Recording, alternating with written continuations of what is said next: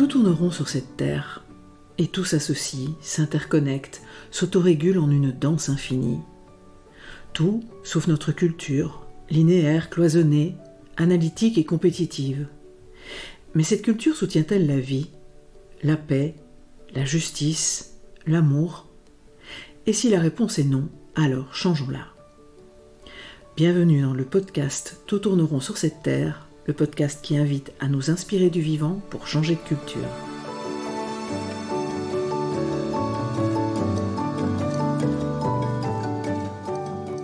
Je suis Marine Simon, grande amoureuse du vivant et facilitatrice en intelligence collective et gouvernance participative. Je suis aussi l'auteur de l'ouvrage collectif Tout tourne rond sur cette terre, nous sommes les seuls à l'ignorer. Mon postulat y est que l'ensemble des crises que nous vivons actuellement est dû à notre représentation du monde, aux croyances qui sous-tendent notre culture et aux actions qui en découlent. Au cours de la première saison de ce podcast, nous avons exploré avec des chercheurs et chercheuses du vivant ce qui en fait les principes. Adossée à ces partages, la seconde saison a pour thème « Bâtir une société humaine qui soutienne la vie ».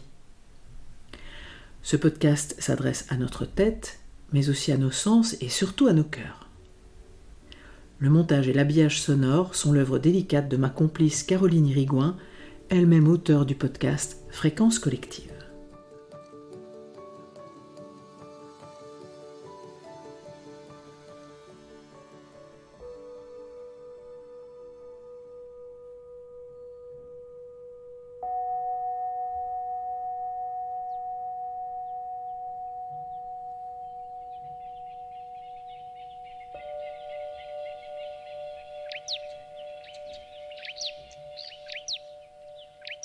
Il était une fois la transition. Il était une fois à Totnes en Angleterre, une poignée d'humains, d'humaines unissaient leur savoir-faire. Yel avait vu que le monde tournait à l'envers. Du capitalisme, Yel avait compris l'enfer. En prenant le risque de ne pas forcément plaire, se passer de pétrole, le laisser dans la terre. Il est trop destructeur et déjà bien trop cher. On retroussait leurs manches, tous dans la même galère, prêts à embrasser des constats qui désespèrent, et de leurs impuissances percer tous les mystères.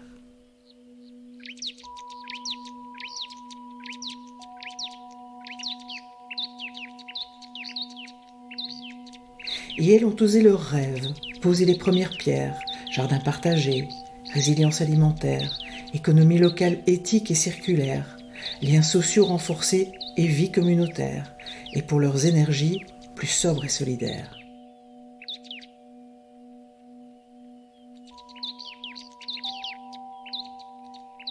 Puis des alternatives au système monétaire, façonnant un monde dont Yel pourrait être fier.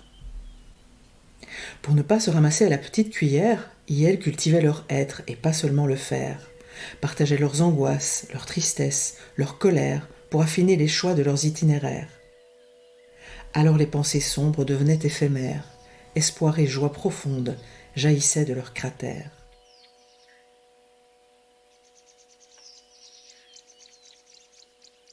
Ce n'est pas une légende, ça me vient de mes pères. Dans notre pays aussi, elle devient familière. Tends l'oreille, ouvre ton cœur, et tu verras plus clair. Apprivoisons nos ombres, ravivons nos lumières. Ne sommes-nous pas tous faits d'eau, d'air, de feu, de terre, fruits de synergie de bactéries qui coopèrent ? Nous sommes nature vivante, cellules de la terre-mère. Prêtes à nous réveiller, à lâcher nos chimères ?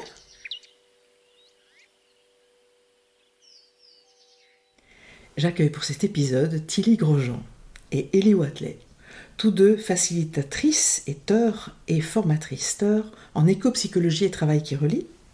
Tilly œuvre au sein de l'association belge Les Fougères et est par ailleurs poétesse. Merci pour le partage du poème lu en introduction, on y reviendra. Et Ellie, toi, tu es co-coordinateur du réseau belge d'écologie sensible. Bonjour à vous deux. Bonjour Marie. Quel beau cœur. Alors, c'est la première fois que j'ai le plaisir de partager ce micro avec deux invités et je vais donc vous proposer de répondre tous les deux aux questions initiales. D'où avez-vous envie de parler de quel endroit de quel vécu, de quel moment dans vos vies. Et Tilly, je pense que c'est toi qui vas démarrer, si c'est OK pour toi. Merci Marie. Oui. Je sens que je parle à partir de ma sensibilité, de ma vulnérabilité et de mon aspiration à la sobriété heureuse, joyeuse. Je sens que je parle aussi à partir de mon ouverture à la diversité et notamment la compréhension plus fine des dominations au sein de l'espèce humaine aussi. Et je sens que je parle à partir de mon cœur de maman et qui déploie de la douceur, enfin du mieux qu'il peut, de la tendresse et de la détermination pour prendre soin de la vie en moi et autour de moi. Mes enfants sont des jeunes adultes et ils déploient leurs ailes et cherchent à trouver une place dans ce monde et à prendre soin de leur vulnérabilité aussi.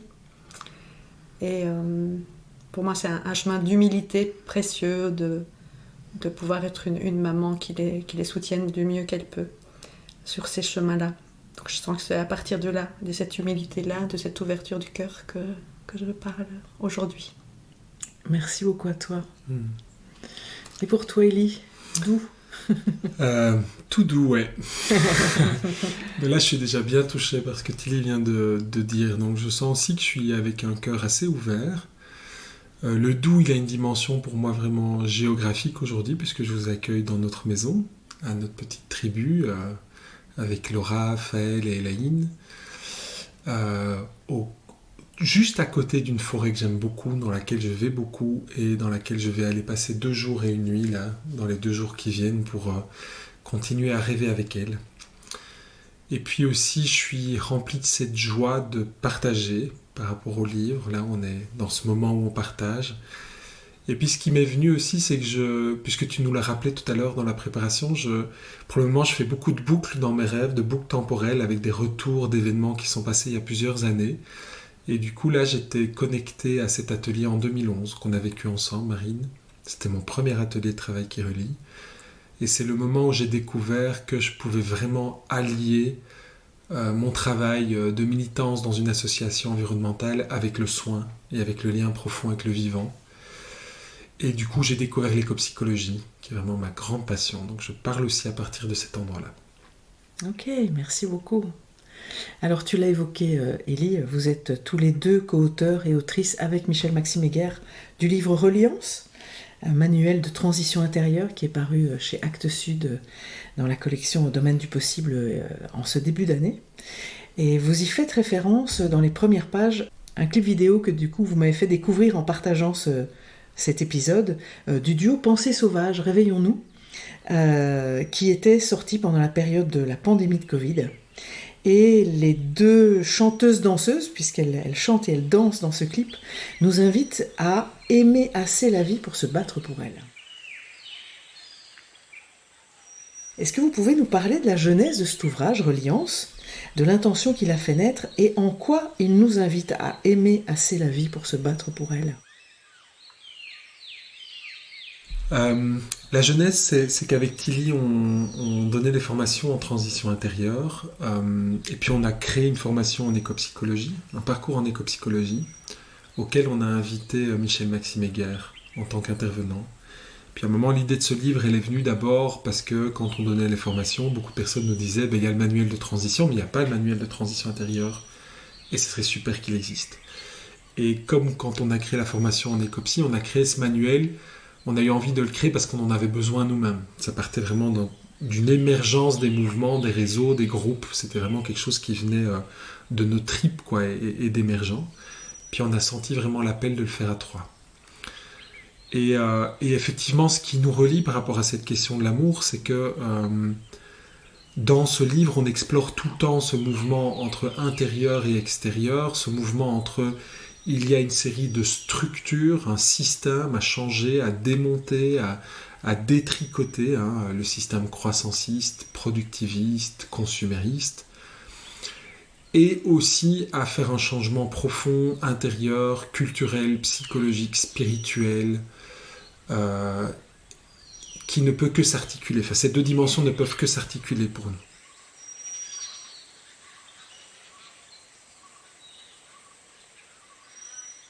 Et ça vient vraiment, c'était vraiment quelque chose qui nous réunissait très fort tous les trois avec Michel Maxime. Du coup, au-delà, au plus profond de ça, ce qu'on se rend compte, c'est vraiment qu'on a un amour très très ancré, un double amour très très ancré, un amour pour les psychés, le prendre soin vraiment des personnes, une dimension vraiment de soin qui est vraiment importante, et un amour pour le vivant, sous toutes ses formes, et l'envie de pouvoir vraiment alors de se mettre debout pour le défendre, avec nos corps, avec nos âmes, avec nos intelligences, de changer les structures, nos coopérations citoyennes pour faire des nouvelles propositions, pour dire non aux beaux endroits qu'il faut arrêter, pour créer du nouveau, et à la fois aussi, à l'intérieur de tout ça, pour soigner nos liens à soi, au plus grand que soi, etc. On y reviendra. Et donc on a eu envie vraiment que ce livre soit ce voyage.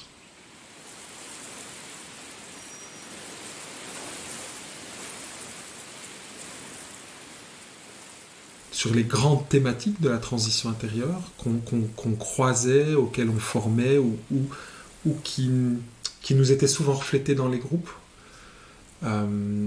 Et donc ça, c'est toute une première partie, tout un voyage comme ça, et puis aussi un voyage de pratiques sur lesquelles on viendra, mais on voulait que ce soit quand même aussi un manuel, et qu'il y ait cette articulation entre témoignage, théorie, mise en perspective, et vraiment prise en main et en tripe, quoi. Donc ça nous touche, il y a du témoignage, on parle aussi à partir de nos expériences, de nos ombres individuelles, de nos ombres de nos collectifs, et à la fois on a besoin d'éclairage, on a besoin de nourriture, et puis on a besoin d'outils. Donc c'est un petit peu tout ça qu'on a eu envie de concevoir à trois. Et peut-être pour terminer sur la genèse alors de l'ouvrage, c'est de dire que moi je me souviens très fort du premier rendez-vous chez Actes Sud, parce que c'était le lendemain des incendies de Notre-Dame. Et Actes Sud à Paris est à une station de métro de Notre-Dame. Et donc j'étais là et j'avais pas lu les infos, je comprenais rien. J'étais déjà dans le Thalys entre Bruxelles et Paris, il y avait une ambiance super bizarre. J'arrive à Paris, il y avait une ambiance super bizarre dans ce métro, puis je pouvais pas sortir à la bonne sortie. Et je découvre dans le métro que Notre-Dame vient de brûler. Et je vais à ce rendez-vous, à l'époque, c'était avec Cyril Dion et Emeline Lacombe. Et tout de suite, il y a eu un intérêt hyper grand pour le livre. Et donc ça a été 4 ans avant qu'on ne le dépose à l'éditeur, parce qu'il y a eu plein de moments de vie très très forts, peut-être en particulier pour Tilly et moi. De mon côté, ça a été une naissance qui a nécessité des temps de pause importants pendant l'écriture du livre. Donc on n'a pas passé 4 ans à l'écrire, mais il y a eu 4 ans entre le début du projet et le fait de le livrer à l'éditeur. Et ça a été une aventure à 3, une traversée aussi. Ce livre nous a fait aller assez fluidement, hein. Il n'y a pas eu de grosse tension entre nous du tout, parce qu'on a des pratiques d'écoute et de cercle et de décision collective. Ça a été une vraie coécriture. Et une traversée très belle, autant d'amitié que de comment on sent puissance les unes les autres par rapport à des thématiques, et puis de découvrir les mots de l'autre avec un si grand plaisir, en fait, de dire « Waouh, c'est tellement bien ce qu'elle a écrit !» Du coup, j'espère que les autres trouveront ça aussi bien que moi. Voilà. Merci Ellie. Tilly, est-ce que tu veux témoigner toi aussi de... Peut-être quelques éléments en plus. Merci Ellie, c'est bon d'entendre chaque fois l'histoire qui se raconte de cette aventure. Là où je rejoins vraiment Ellie, c'est sur cette complémentarité qu'on a chaque fois recherchée. Personnellement, ça m'a beaucoup fait évoluer aussi de vraiment assumer cette articulation entre les dimensions spirituelles, psychologiques, mais aussi les dimensions sociopolitiques, et d'avoir cet ancrage, cette conscience-là, et de cheminer en conscience avec ça. Ce qui nous a amené notamment à vraiment nous positionner par rapport à la transition intérieure. Et donc c'est pas un livre de développement personnel, on est vraiment bien dans cet ancrage sur les liens avec les enjeux sociopolitiques et du changement de société. Sinon, là où j'avais l'élan de compléter aussi, c'est ce chemin qui était pour moi presque un chemin initiatique. Donc l'idée était effectivement de pouvoir transmettre toute une série d'enjeux et de pratiques à partir de l'expérience qu'on avait déjà vécue, le chemin qu'on avait déjà fait ensemble en tant que formatrice en transition intérieure avec des groupes. Et puis l'expérience même de l'écriture du livre est venue compléter encore ça en tant que chemin initiatique pour chacune de nous trois, et puis pour le trio aussi. Et je veux pas dire que j'avais pas soupçonné que ça pouvait... Enfin, c'est-à-dire que j'avais pas soupçonné que ça puisse être à ce point-là. Donc ça a été un cadeau supplémentaire. Et en même temps, aussi des contextes qui nous amènent à plonger vraiment dans nos ombres et à aller faire un travail très profond pour continuer ce chemin de transformation personnelle. Et Élie évoquait que pendant les 4 ans, ou en tout cas au début des 4 ans, il y a eu chez moi, dans mon histoire de vie, une maladie qui m'a instantanément amenée à modifier mon rapport au temps, mon rapport à la façon dont je pouvais écouter ce qui était vivant en moi à ce moment-là, c'est-à-dire une maladie dont on ne peut pas... c'était un cancer, je n'ai pas besoin de le cacher, et ce cancer prenait toute la place dans le sens du jour au lendemain, j'ai écouté ça. C'était ça le chemin de transition intérieure, c'était écouter comment rester actrice de ma guérison et cheminer en conscience de tous les paradoxes et de toute la complexité que ça peut représenter de traverser une guérison comme celle-là. Et puis c'est devenu source aussi d'inspiration pour l'écriture par la suite. Donc c'est aussi... Élie et Michel Maxime ont vraiment dit, en fait, on souhaite pouvoir attendre que ton chemin de guérison puisse être suffisamment avancé pour que tu puisses redéployer l'énergie pour la coécriture. Donc ça veut dire que ce qui se vivait pour chacune de nous était réinsufflé dans le processus d'écriture aussi. Tout à fait, et parmi les résultats que les auditeurs captent peut-être dans leurs oreilles, il y a toute cette transformation que tu as appliquée au langage, hein, le fait que toi tu dises tout à fait naturellement « IL » pour de manière inclusive ou formatrice. Est-ce que tu as envie de dire ce qui a fait ton chemin et ce qui fait qu'aujourd'hui tu es plus à l'aise et ça te paraît plus juste, plus ajusté de t'exprimer comme ça? On l'a entendu dans le poème de départ, et est-ce que tu as envie d'éclairer ça? Oui, volontiers. C'est un chapitre consacré au dépassement des dualismes qui m'a permis, et aussi des expériences personnelles, vraiment, dans mon entourage, des personnes qui sont concernées par ce besoin de pouvoir être reconnues dans leur identité de genre propre et qui ne fait pas partie de la norme. Donc c'est à la fois une expérience personnelle liée à mon entourage et aussi un chemin vraiment de réflexion où j'ai pu travailler avec des personnes ressources aussi et avec Michel Maxime et Élie bien sûr, on en a fait un travail collectif aussi, d'aller encore plus loin dans la compréhension des dominations systémiques au sein de l'espèce humaine elle-même, et donc de pouvoir encore aller un pas plus loin dans l'inclusivité.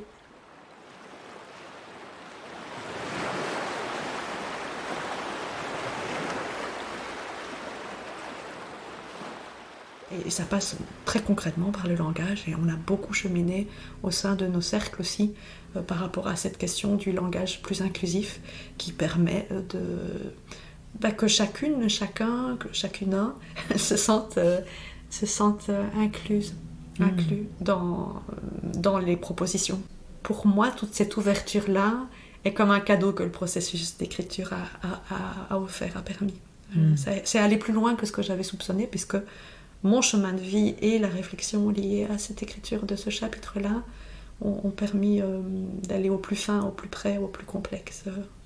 Et ce n'est qu'un début, évidemment, puisque tout ça renvoie à toute la conscience de nos conditionnements par rapport aux dominations systémiques. Et donc l'invitation aussi, c'est en toute humilité et en même temps avec une certaine détermination, c'est cheminer dans les inconforts que ça génère chez nous, de sortir de la norme, ou d'avoir conscience que des personnes ne sont pas dans la norme et en souffrent. Et donc de pouvoir s'ouvrir à ça à un rythme juste pour chacune, pour chacun.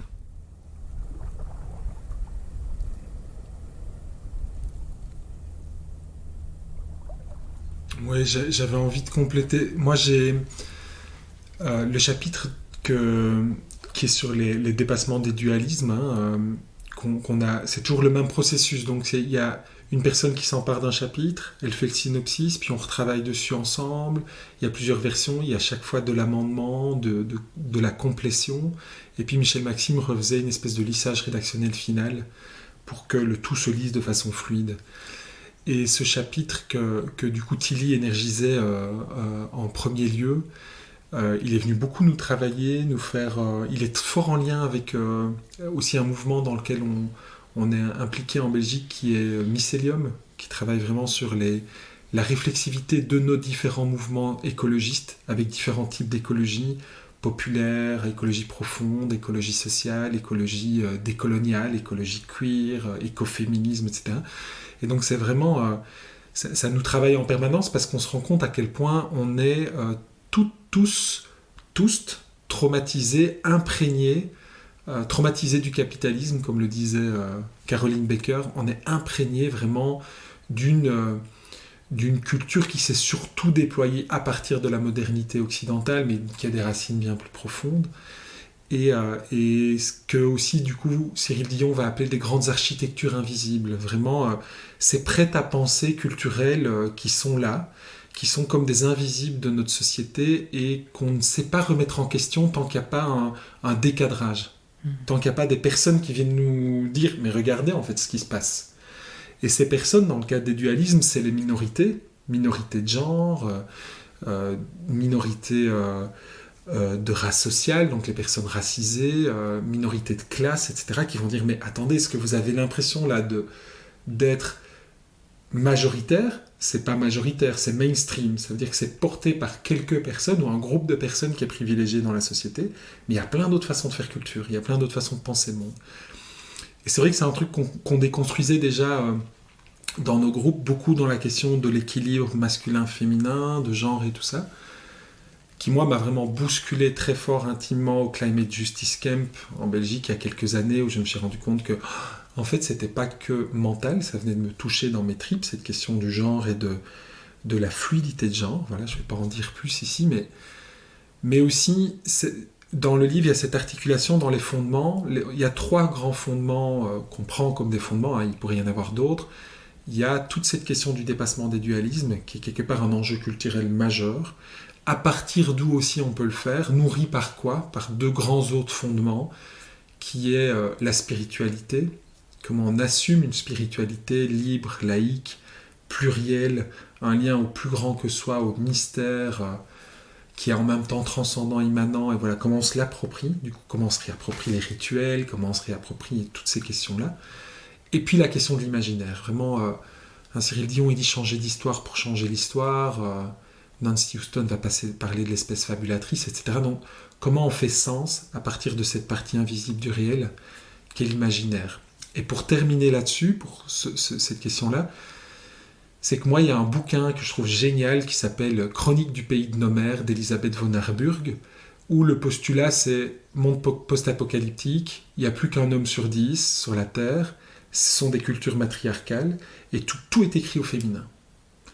Et en fait, ça m'a bouleversé de me rendre compte que quand tout est écrit au féminin, c'est un autre regard sur le monde, et que ça me place à un endroit où moi qui ai grandi comme un homme, ça me place à un endroit en miroir de ce que toutes les femmes peuvent vivre au quotidien, où tout est écrit au masculin. Et je me suis dit, en ayant fermé ce livre, plus jamais je reviendrai en arrière. Plus jamais je remettrai en question l'écriture inclusive.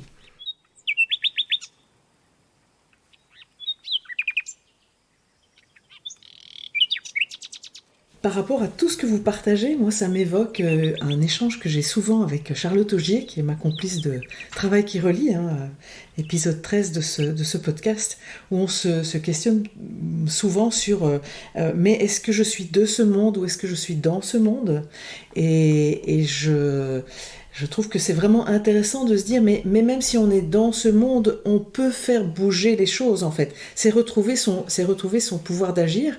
Et je me permets de faire un lien aussi avec toutes ces pratiques d'intelligence collective que j'ai évoquées à l'épisode 14, qui sont une manière de changer de monde juste en changeant de pratique. C'est sûr que avec toi tu parlais des minorités, mais rien que par cette manière inclusive que Tilly a de parler, ça vient ouvrir une porte quand moi je propose des pratiques d'intelligence collective qui font qu'on réfléchit ensemble autrement, en fait on se décadre.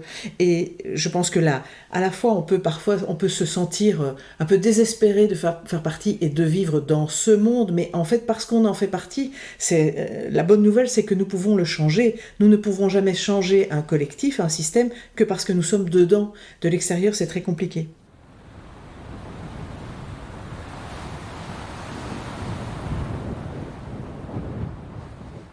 Et puis l'autre chose dont j'avais envie de témoigner, c'est que finalement votre ouvrage de transition intérieure, il vient comme répondre à ce que proposent Holmgren et Mollison, qui, dans leur deuxième principe qui est de prendre soin des humains, c'est aussi de prendre soin de la psyché, de l'intériorité, de la spiritualité des humains. Parce que pour eux, des humains qui iront mieux, qui seront plus ajustés avec eux-mêmes, qui seront en meilleure santé intérieure, prendront mieux soin de la Terre, qui est le premier principe.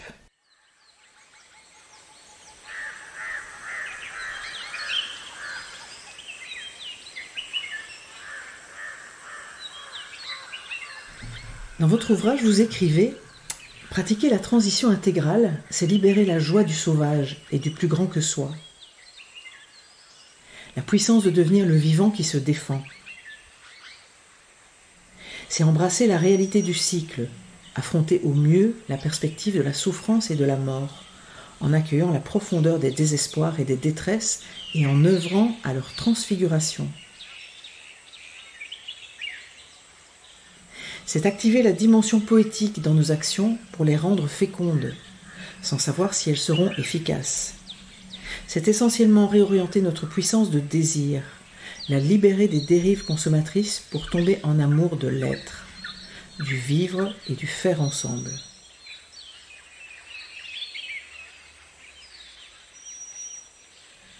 C'est se lever, danser nos militances méditantes et nos méditations agissantes. Soigner nos dignités. C'est nous empuissancer collectivement pour préserver ce qui peut encore être sauvé, régénérer ce qui peut renaître et bâtir le nouveau dans les brèches.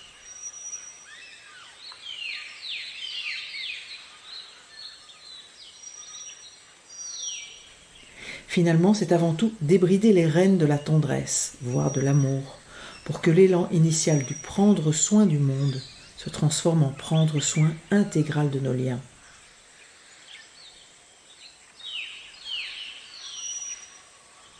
Pour que chaque étape, si difficile soit-elle, contienne la possibilité de devenir des êtres terrestres qui réembrassent leur multiplicité, leurs humanités, leurs animalités et leurs appartenances au cosmos.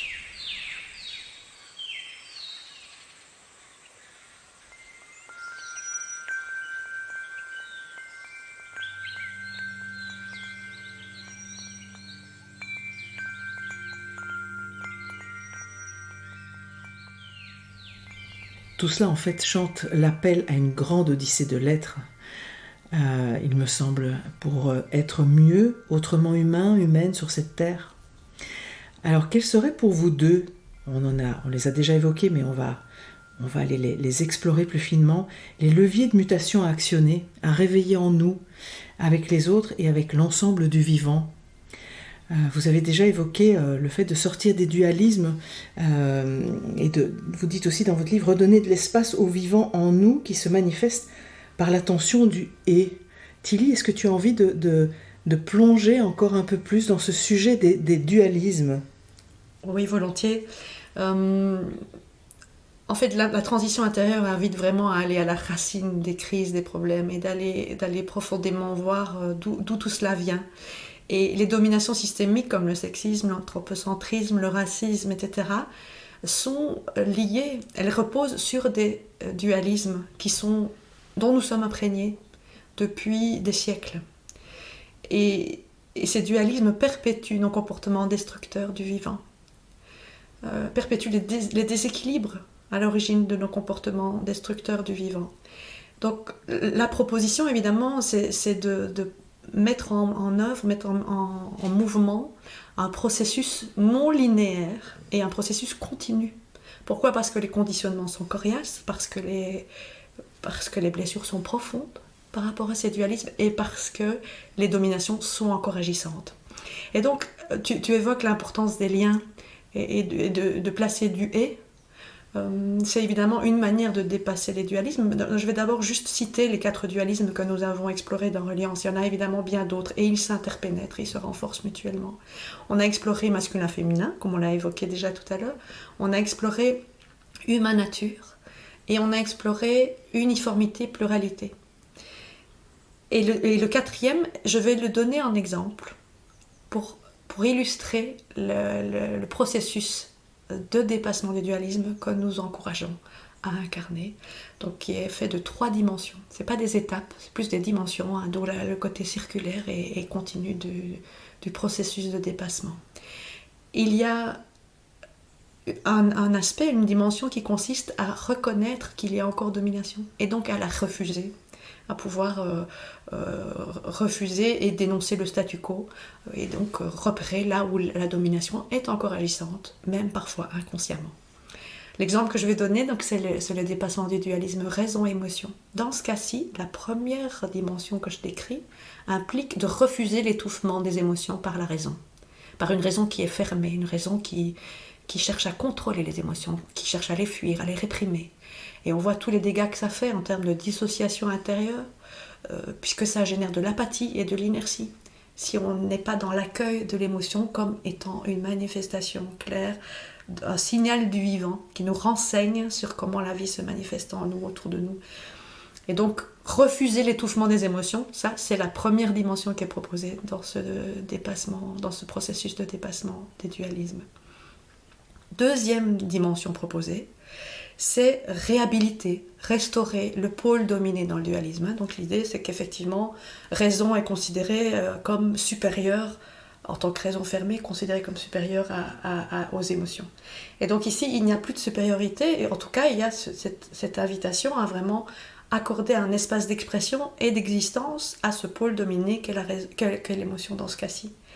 Et donc réhabiliter, revaloriser, créer toutes des conditions qui vont permettre aux émotions de se vivre, d'être éprouvées, de se laisser traverser par elles, de les accueillir, de les nommer, de les comprendre, et puis de les laisser se transformer, pour nous transformer aussi.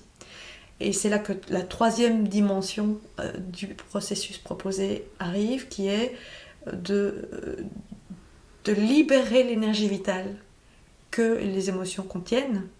Et lorsque la raison, alors ouverte, se met au service des émotions dans un dialogue entre les deux, et c'est là qu'on retrouve la notion du « et » plus du « ou », à travers cette réparation des liens, c'est cette 3e dimension proposée, c'est la réparation des liens. Cette réparation des liens entre raison et émotion libère une énergie vitale qui permet de se remettre en mouvement, de sortir de cette inertie, de cette apathie, et de s'appuyer vraiment sur cette énergie des émotions qui nous remet en mouvement, qui nous permet d'agir en interaction avec le monde.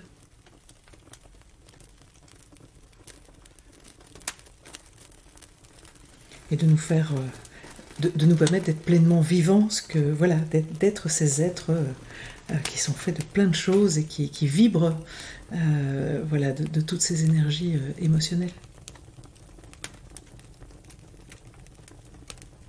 Tout à fait. Tu connais forcément les effets inattendus parfois des pratiques de travail qui relient à propos des émotions. Donc quand on traverse la 2e étape de la spirale, honorer notre douleur pour le monde, c'est vraiment puissant ce qui peut se passer quand on a créé des vraies conditions d'accueil et d'expression des émotions, de oser les éprouver dans son corps, dans son être, en collectif avec le soutien du cercle. Comment ça peut réouvrir vraiment la possibilité d'accueillir la joie, la compassion, la confiance.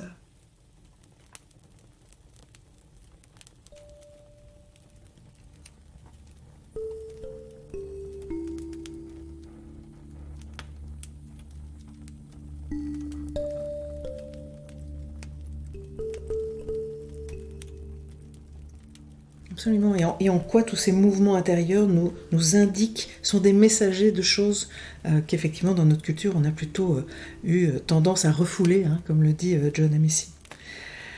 Alors dans l'épisode sur l'invisible, on avait tenté d'explorer avec Manuel Collet, c'était Voilà, c'était quoi nos représentations, nos vécus de cet invisible. Et du coup, ça me fait me donner envie de te donner la parole sur ces spiritualités laïques plurielles dont tu parles, Élie. Est-ce que tu as envie d'en parler davantage comme aussi un levier de transition intérieure et plus?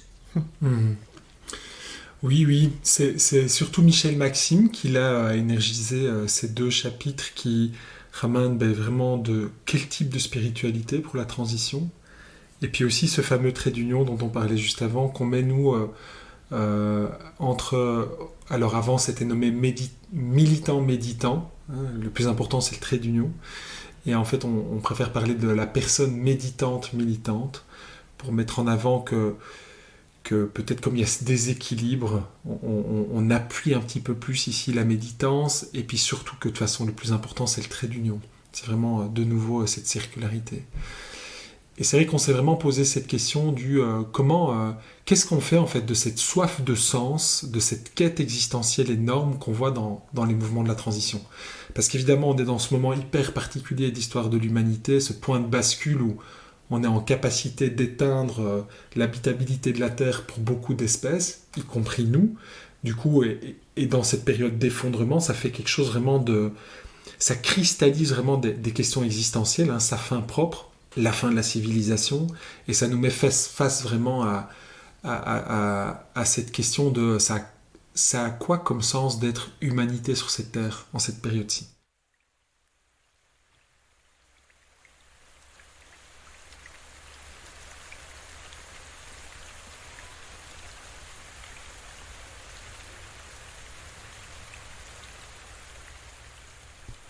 Et cette question pour nous, elle ouvre très vite à une dimension philosophique ou spirituelle, parce que c'est un niveau de l'être qui est vraiment celui du sens profond, quoi. Le sens profond qui peut être compris comme une direction, dans quel sens on va, ou comme vraiment une signification, c'est pourquoi on est là.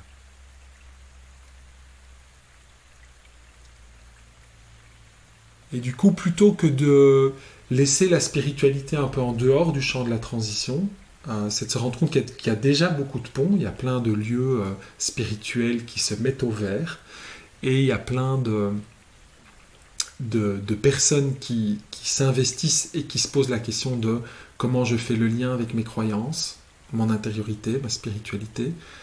Du coup, on fait une proposition de vraiment laisser exister ces espaces-là dans nos collectifs.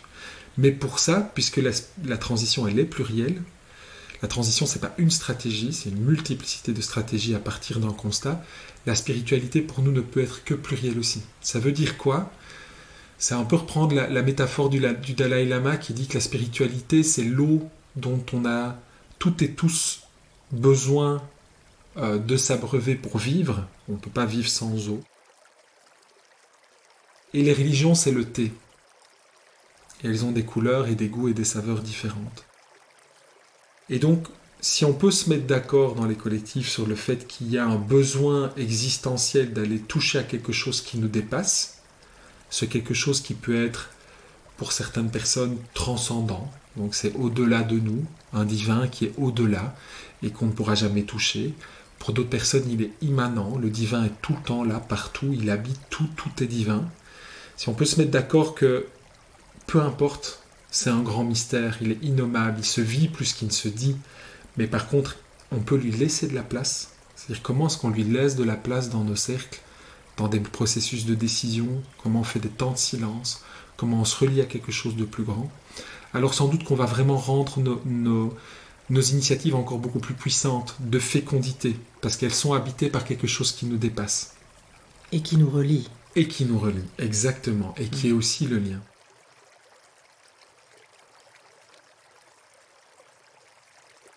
Et donc, pour aller au bout de ça, peut-être Michel Maxime, il pose la question du panenthéisme.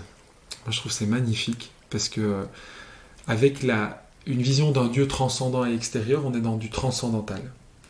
C'est surtout ce qui a été porté par le monothéisme, même si on peut se dire qu'il y a beaucoup plus que ça dans le monothéisme, et à travers plein de mystiques, voilà. Puis il y a le panthéisme avec l'animisme, où le divin est tout le temps tout, et tout est le divin. Et le panenthéisme, c'est une espèce d'articulation forcément paradoxal et forcément incompréhensible par juste notre mental, qui est le fait de dire que le divin est dans tout, le mystère, le plus grand, le cosmos, peu importe comment on le nomme, la source, voilà, est dans tout, et il y a de tout dans ce grand, dans ce plus grand que soi, mais il n'est pas tout, et tout n'est pas ça. Et donc là, il nous semble qu'il y a une voie vraiment de se réapproprier cette spiritualité en la ritualisant ensemble, en la vivant ensemble, en la critiquant ensemble, en se nourrissant des rites, de la puissance des rites qui ont été proposés par les religions, mais en la gardant fondamentalement aussi libre et critiquable. En fait, on en refait de la gouvernance horizontale. C'est une spiritualité horizontale dans sa gouvernance. Tout à fait. Et j'aime bien cette question, je ne sais plus où je l'avais lue il y a déjà très longtemps, où cette affirmation, c'est un point d'exclamation ou d'interrogation derrière la phrase qui dit « Nous ne sommes pas des êtres de matière qui font une expérience spirituelle, mais des êtres spirituels qui font une expérience de matière. » Et voilà, où se trouve la vérité, et en fait ce qui est intéressant, c'est pas de décider, c'est pas de mettre du ou, c'est d'aller explorer, et on peut, je pense, chacune dans nos vies, témoigner qu'en fonction de nos âges, des moments dans nos vies, on pencherait bien plutôt pour une solution plutôt pour l'autre. Voilà, et bienvenue à ça, bienvenue à ce mystère. De toute façon, quand nous voyons la taille que nous avons et qu'a notre Terre par rapport à l'ensemble du cosmos, comment ne pas être juste en accueil du mystère ?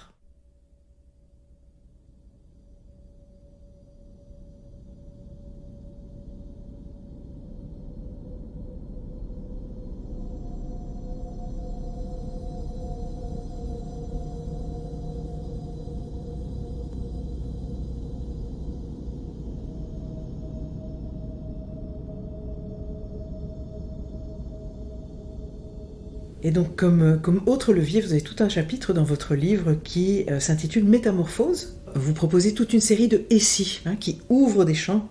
Et notamment, « et si nous apprenions à rencontrer nos ombres pour mieux les transformer ». Tu veux nous en parler, Tilly ? Oui. C'est vrai que c'est pas toujours facile d'oser les regarder en face et les aborder. Et en même temps, quand on constate à quel point elles peuvent épuiser les individus et les collectifs, on comprend toute l'importance qu'il y a à mettre de la lumière dessus, à mettre de la conscience pour soutenir leur transformation. Et parmi ces ombres qui sont liées aussi au système dans lequel nous vivons, donc le système que Elie qualifiait tout à l'heure et que nous nommons souvent comme ça dans le livre croissanciste, productiviste, consumériste, le système CPC, il est générateur d'addiction et de rapports malsains à la consommation. Et donc ces addictions ou ces passions de consommer pour lesquelles nous sommes concernés en tant que personnes vivant en Occident, clairement, elles sont coriaces aussi, elles sont profondes, et l'invitation est que la transition intérieure nous permette de les regarder pour petit à petit les transformer, tout en sachant qu'évidemment la société continue à être, comment est-ce qu'on dit, elle a besoin de nos addictions pour exister, ce système CPC a besoin de nos addictions pour exister, et donc elle est addictogène. Donc ça veut dire qu'on a tout un travail sociopolitique à faire à côté aussi. C'est pas juste un travail individuel ou dans nos cercles qui vise à cheminer vers une transformation de nos addictions.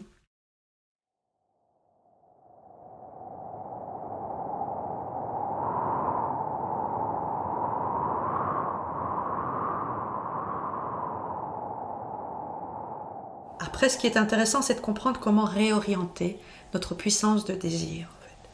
Ce qui se passe, c'est que les biens de consommation sont présentés, notamment à travers la publicité, mais simplement à travers la manière dont tout ça est organisé et conçu, sont présentés comme des réponses à nos besoins existentiels de reconnaissance, de se sentir exister, de se sentir appartenir. Et en aucune façon, ces moyens-là ne répondent à notre soif d'amour et de présence qui est une soif profonde que nous avons. Donc, réorienter la puissance de désir, c'est créer des situations de pratique et de mode de vie qui nous permettent de plus en plus de faire appel aux sources de satisfaction du désir que l'on appelle primaires. C'est-à-dire des sources de satisfaction du désir qui sont de l'ordre de l'être et de la profondeur, contrairement aux sources de satisfaction du désir dites secondaires, qui elles sont de l'ordre de l'avoir et du paraître. Est-ce que tu nous donnerais un exemple ? Mais volontiers. Enfin, l'exemple, c'est une pratique qu'on propose dans Reliance, qui peut se vivre seul chez soi, bien sûr, et puis qui peut se vivre côte à côte dans un cercle, dans un collectif auquel on appartient, ou dans un groupe qui se réunit pour l'occasion. Et c'est une proposition d'apprendre peu à peu à s'abreuver autrement, de pouvoir reconnaître que notre soif d'amour infini ou absolu derrière nos comportements de consommation, que cette soif d'amour infini et absolu peut se rencontrer autrement que par des actes de consommation ou par des addictions. Et cette pratique nous invite, ce sont des pratiques qui sont déjà connues évidemment, c'est de l'ordre de la pleine conscience, mais aussi ce qu'on nomme la pleine présence, où la dimension spirituelle va vraiment être invitée dans la pratique. Et la proposition est de, dans un premier temps, identifier quels sont nos besoins légitimes derrière nos passions de consommer, derrière nos envies, derrière nos addictions. On a des besoins légitimes et on a à apprendre à les abreuver, à y répondre autrement. Et donc ce sont des pratiques toutes simples et qui en même temps, par la régularité de leur mise en œuvre, permettent peu à peu d'adopter une relation différente, d'avoir une relation différente avec nos inconforts, avec nos émotions douloureuses, avec nos émotions sombres. Alors, en préparation de ce podcast, tu parlais de surfer sur une envie. Est-ce que tu donnerais un exemple très très précis pour que les auditrices, les auditeurs puissent trouver résonance dans leur vie ? Oui, bien sûr. Donc si par exemple je suis devant un rayonnage de livres sur la spiritualité et que je sais que c'est un peu mon péché mignon d'acheter des livres, un livre de plus parce que c'est passionnant, parce que j'adore ça. C'est beau en plus dans une bibliothèque, c'est tellement très beau. Joli. Et donc, je sais que j'en ai pas besoin. Et puis bon, après, je peux me faire plaisir et évidemment passer à l'action et acheter le livre. Mais je donne cet exemple-là parce que c'est un exemple qui me parle bien, que j'ai connu aussi. C'est qu'est-ce qui fait qu'à un moment donné, je m'accroche peut-être au besoin ou à ce que je crois être un besoin d'avoir ce livre de plus pour que ma vie change ou se transforme encore. Eh bien, la proposition ici, ça va être de respirer avec cette conscience de l'envie qui est là et de respirer avec la vie, mais en différant le moment où on choisit d'y céder, en fait. Donc, je n'y cède pas. J'observe, je mets vraiment de la conscience et je respire et je n'y cède pas et je vois qu'est-ce qui est présent. Et évidemment, tu peux appliquer ça avec toutes sortes de comportements plus ou moins compulsifs, plus ou moins addictifs. Ça marche avec le chocolat aussi ? Ça marche avec le chocolat, ça marche avec tout ce que tu veux. Comment tu cohabites avec l'inconfort que ça génère et de voir qu'au fond, derrière cet inconfort, il y a peut-être une émotion qui n'est pas conscientisée. Il y a peut-être une émotion qui n'est pas conscientisée derrière l'inconfort et de pouvoir apprendre à être en nouvelle relation avec cet inconfort. Ça te permet de te renouveler dans le présent et ça permet aussi petit à petit d'accéder à ton être profond. Derrière ces premiers réflexes qu'on peut avoir de poser des actes qui, dans un premier temps, vont nous rassurer et qui, dans un deuxième temps, ne nous nourrissent pas de ce à quoi nous aspirons. Absolument. Et je pense que ça, on sait tous, hein, on sait tous, on vit tous à un moment le fait que l'accumulation d'objets, au moment même, il y a quelque chose de très... où on a l'impression d'être plutôt vivant, et après cette espèce de vide sidéral qui nous montre que cette acquisition n'a rien changé, en fait. C'est ça. Okay. Et c'est d'apprendre la différence entre... et c'est d'apprendre aussi la possibilité de goûter au contentement plutôt que de vivre les choses en termes de renoncement. Et donc c'est reprendre aussi ce chemin de réenracinement dans la gratitude, en tout cas pour les personnes privilégiées, parce qu'évidemment j'entends que ce rapport à la consommation est évidemment complètement différent selon qu'on ait accès à des ressources pour simplement survivre ou bien à des ressources, on va dire, plus abondantes par rapport à la consommation. Tout à fait. Autre levier, Élie, toi tu chéris particulièrement le levier de l'imagination, de rouvrir des fenêtres dans ces et si. Est-ce que tu as envie de nous partager Sous quelle forme ? Oui, d'abord, j'avoue que j'ai vraiment rigolé quand je me suis rendu compte que l'exemple que tu prenais, Tilly, était celui de ne pas acheter un livre dans un podcast où on parle du livre. Je trouve ça génial. C'est une mise en abîme extraordinaire. Donc, faites-vous plaisir, achetez le livre et puis après, faites la pratique, ne l'achetez pas. Enfin, je ne sais pas c'est quoi le message. Le message, c'est le paradoxe. Voilà, c'est génial. Il faut vivre avec les paradoxes. Oui, mais donc, effectivement, on l'a posé tantôt, l'imagination, c'est pas la folle du logis. L'imagination, c'est vraiment ce qui nous fait accéder à l'imaginaire, qui est la partie invisible du réel. Moi, j'adore cette définition. Rob Hopkins a écrit un livre où il propose une série de pratiques collectives pour imaginer le territoire dans le futur. Et donc, c'est par exemple, on se met en groupe et on fait « Et si notre université devenait autonome au niveau alimentaire ?» Puis on rêve le futur, et puis on revient, on fait les différentes étapes, etc. Nous, on a aussi eu envie de décliner ce pouvoir de l'imagination, l'imagination qui nous permet d'accéder à cette part invisible du réel, qui n'est pas la folle du logis, qui est une puissance en fait absolument extraordinaire de notre cerveau, pour tenter une série d'autres « et si ». Par exemple, et si je m'ouvrais à la possibilité que quand je suis dans la forêt, je suis vu et perçu autant que je ne vois et que je perçois. Et si je t'écoutais, que je me mettais à ta place pour renforcer mes facultés d'empathie.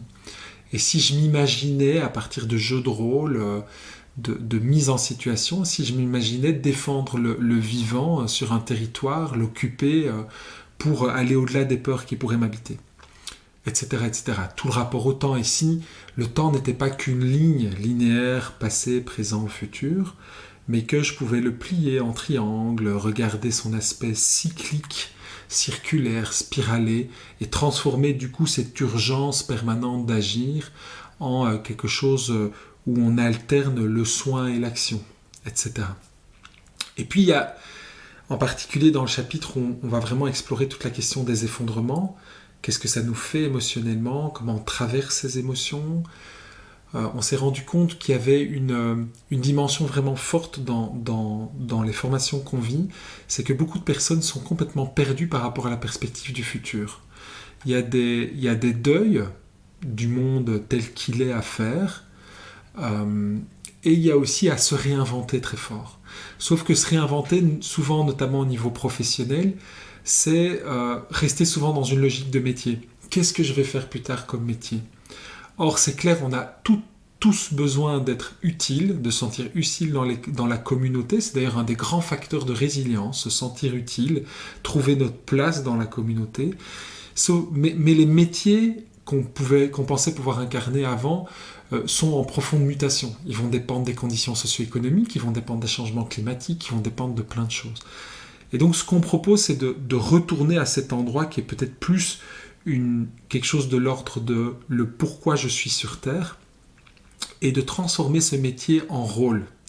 Par exemple, peut-être que plutôt que de se définir comme psychologue ou thérapeute qui va s'installer comme indépendant, etc., c'est de se dire, et si une de mes fonctions, moi, dans les communautés humaines, c'était d'être une alchimiste émotionnelle, la personne qui va permettre aux émotions de se transmuter. Et si plutôt que de se dire que je suis simplement romancier ou romancière, si je devenais fileuse d'histoire, celle qui ouvre les possibilités pour tisser les imaginaires reliés d'une communauté. Si plutôt que de me dire que je vais devenir chercheur qualifié au FNRS, je deviens une chercheuse interdépendante et que ma façon de rechercher va pouvoir s'incarner de plein de façons différentes. Et ça, c'est vraiment des rôles qui peuvent après se déployer à travers différents métiers ou dans des volontariats et qui viennent toucher vraiment la question de pourquoi je suis là, comment je me mets au service du vivant, comment je me mets au service des communautés. Un embryon du changement peut s'animer en chacun de nous. Un changement vers une société qui prend soin de la vie et remercie la terre. On ne fait pas un ciel étoilé avec seule l'étoile du berger. Alors arrêtons d'être invisibles et redevenons des étoiles. Retrouve en toi ce qui te fait vibrer, ces graines en dormance bien trop anesthésiées, qui sont là pour fleurir de ta présence. Tout l'écosystème où on s'équilibre ensemble. Tu deviens ce que tu crois pouvoir être, alors n'aie pas peur de ta lumière. Tu crées le futur que tu crois possible, alors vas-y, arrose tes graines. Vibrons, incarnons nos vies, osons devenir qui nous sommes vraiment. Semeuses de joie, raviveuses de soi, artisanes de paix ou ingénieures d'entraide, pépiniéristes d'envie profonde, soigneuses de terre, sages-femmes d'imaginaire, chercheuses de sens, créatrices de conscience, agenceuses d'harmonie ou façonneuses d'outils, sculpteuses de clés ou soudeuses d'amitié, professeurs d'écoute ou guérisseuses de doute, dompteuses de peur ou relieuses de cœur, tisseuses d'espérance ou médecins de la présence. Choisis tes graines, les aimer, ça les sème, prendre plaisir, ça leur donne du soleil. Crois en ton ventre, arrose-les d'intention. Quand l'intention est claire, la magie opère.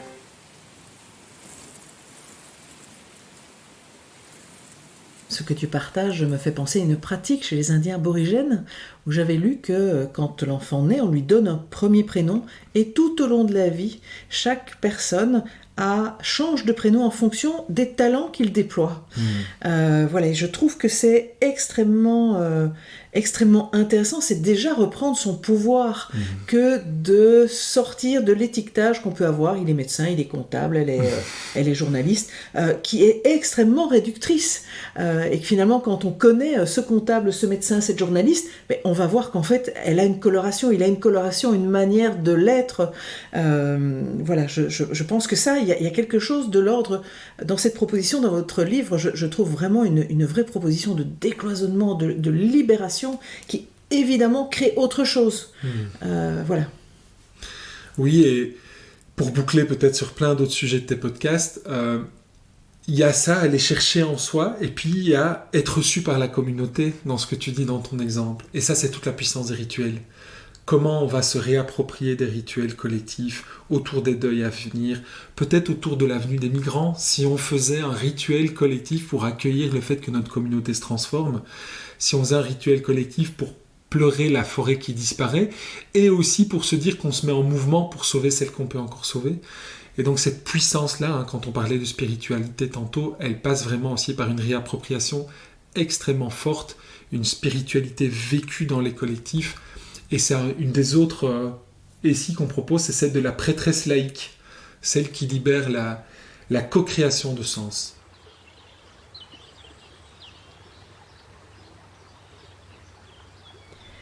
Bon, eh bien, merci Tilly et Élie pour tout ce travail que vous avez fait, avec ce livre Reliance, qui est finalement, qui pose des petits cailloux blancs, voilà, pour faire son chemin.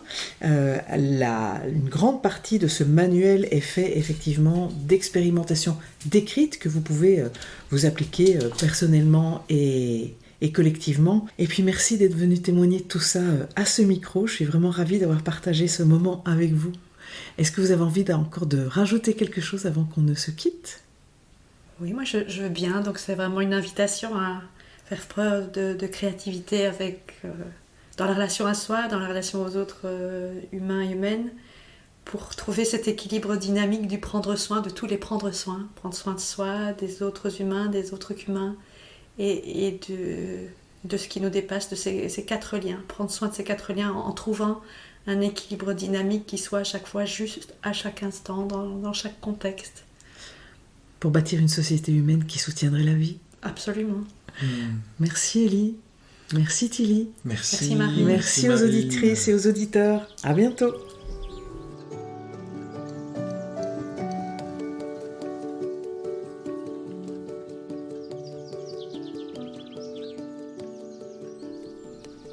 Si détricoter les fils de notre culture et commencer à tisser une trame culturelle qui soutienne la vie dans tous les domaines de nos existences vous inspire, sachez que je propose également des ateliers tout tourneront sur cette terre. Des ateliers de 3 jours en France et en Belgique. Vous en trouverez les informations dans le texte de présentation sous cet épisode. Au plaisir de tisser avec vous. Je remercie l'association belge Terre et Conscience pour le soutien financier dont bénéficie cet épisode. Terre et Conscience est une école de la Terre qui propose au travers d'un large programme de formation, d'ateliers, de rencontres, de renforcer notre lien à la nature, à la Terre et aux vivants, afin de participer au projet de transformation du monde. La permaculture, l'agroécologie, l'écopsychologie, la transition, la biodynamie, la communication sensible avec le vivant, l'arbre et la forêt sont parmi ces thématiques phares.